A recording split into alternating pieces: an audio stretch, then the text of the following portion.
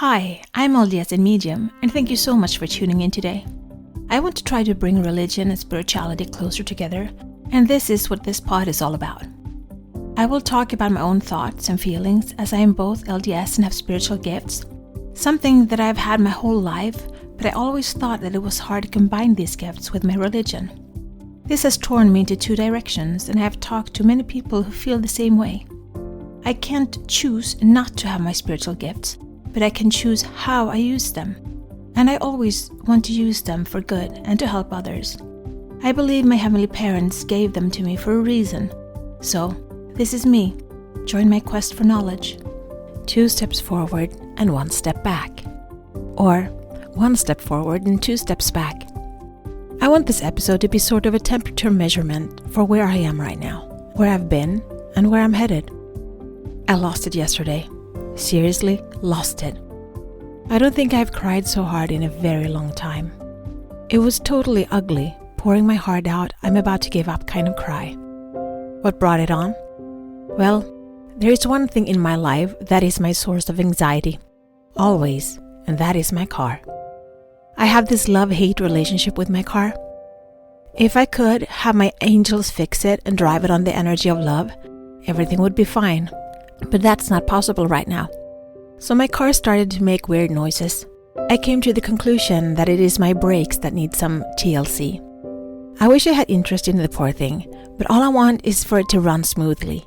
And since I don't have interest in it, it doesn't get cleaned the way it should, or get all the TLC my ex-husband used to give it. I know I'm not a good master to this car, and as such, I really shouldn't be this upset when something goes wrong. But I did, and I do, and I still am. Add to the stress of having to get it okay to drive another year, and I have to get it checked by the last of January. And my salary was short this month because I've been sick, and a lot of extra expenses, which basically means I need to have faith. And a lot of faith for me to get through this without more meltdowns. My poor son was the one that I took it out on yesterday, since he is the one driving it besides me. And in order for me to fix it to the cheapest available price, I need to swallow my pride and ask my ex for help to get in touch with his mechanic.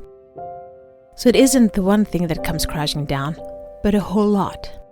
And as soon as I start feeling strong and independent and in control, the rug is pulled from under me and I'm remembered to be humble.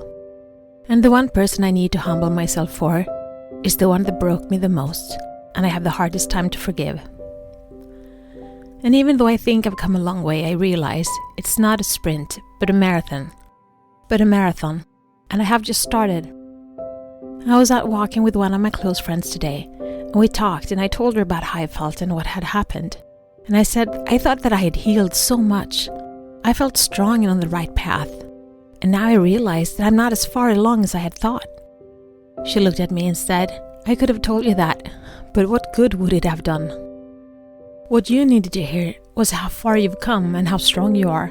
Would you have been able to take in anything else? And I knew she was right. In the space I was in, I was 2 steps forward. I thought I was even further, but then something happened and I had to take a step back and assess. I realized it is better to take 2 steps forward and 1 step back than 1 step forward and 2 steps back. I'm on the right track. I know it, and I know God knows it. It's just that sometimes I get a little full of myself. Like I managed this, I manifested this, and I gave this treatment with this result, and I talked to my angels and I learned this.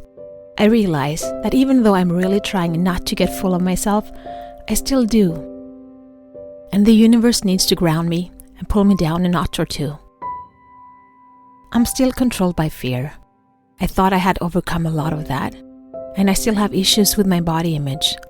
But aside from that, I'm not the same person that I was 2 years ago. Not even close. And knowing that, and seeing how far I've come, I realize we're all artworks in progress.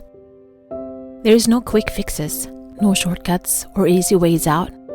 If you want to make a great wine, there is so much that comes into play. The quality of grapes, when they are harvested, what they are stored in, temperature, and much more. When you make cheese, the same thing, many different variables. Or painting a painting, the canvas, the colors, the brushes, and your skills. So I shouldn't rush things. I'm meant not to be perfect tomorrow. I'm here to learn, and in learning, it's okay to have meltdowns. If I get one every 6 months, that's okay. But honestly, most of the time I'm really happy. Well, that is true, but I'm also a bit lonely. I envy the couples around me. I'm not created to be alone. I miss someone. But I feel content in the wait. I still have a lot of growing and evolving to do. So I'm going to focus on that. And what will come in divine timing. So if I started at rock bottom, my assessment is I'm at the top of a high mountain. But I still need to build a spaceship and travel higher.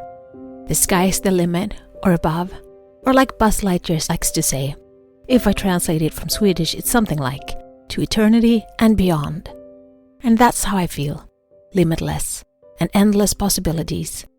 Until my car makes me wake up to reality again.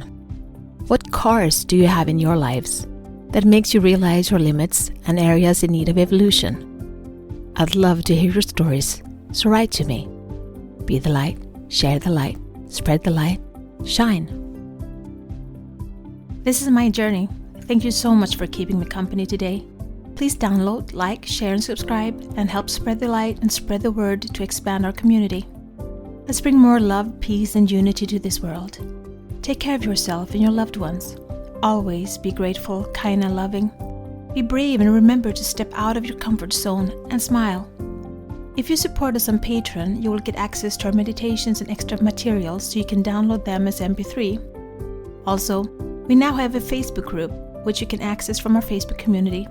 Please answer the questions as you apply to participate. It will be a safe haven where we can keep discussing religion and spirituality, our spiritual gifts, and self-development.